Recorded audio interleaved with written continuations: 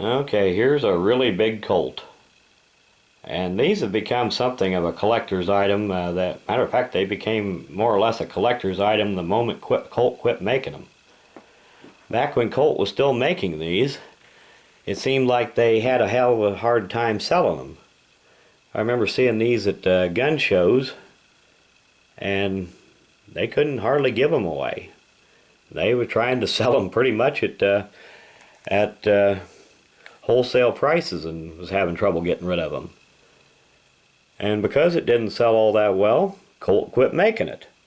And almost overnight, it became a success. Then it became a collector's item. And I think just practically overnight, the value of them went up more than 50%.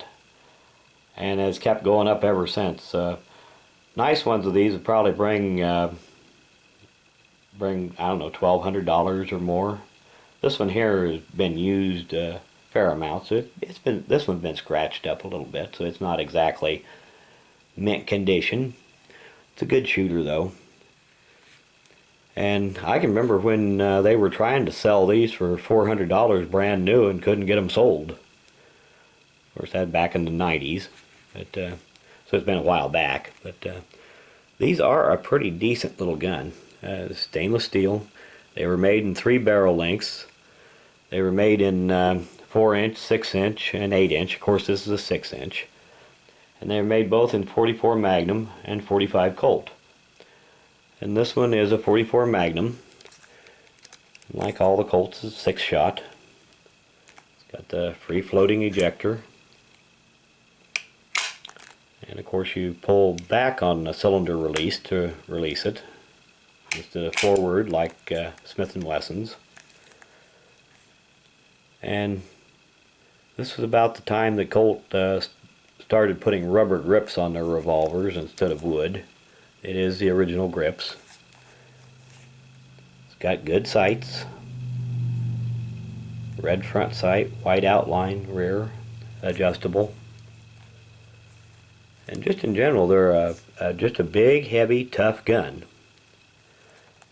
And the single action trigger pull on these, which I figure they probably thought was the most important, since these were primarily a hunting gun or a silhouette target gun. The single action trigger pull on this is excellent. Now on the other hand, the double action pull, that could be better. It's not bad, it's just, you know, that being a Colt, you're used to something better. But this was also about the time that Colt was starting to get into financial difficulties. And I suppose they were trying to cut some costs here and there, and they didn't put quite as much work into the smooth action as they had in previous years. Still, don't get me wrong, it's not a bad double action trigger pull. It's just not as good as what you would find on the older Colts. But they did work it over enough to make sure that it had a good single action pull. And I'm just getting ready to give this one a little cleaning, a little oil down in its guts. Even stainless steel guns need cleaned occasionally. And anyway, I thought I'd give you a quick look at it before I got to it here. And for the end of video shout out, I'd like to introduce you to a gal that does some concealed carry and firearms videos, primarily from a woman's point of view. But a lot of that would apply to guys too. Her channel is called MrMrsAuthority. And I'll have a link to her channel in the description of this video. And she does pretty good videos, puts a lot of thought into them. And yeah, I know, you know, most of the people that watch my channel are guys, not women. But anyway, guys, you got wives, girlfriends, sisters, daughters. I'm sure they'd be interested. And as far as that goes, quite a bit of what she's got in her concealed carry videos applied just as well to guys as to women.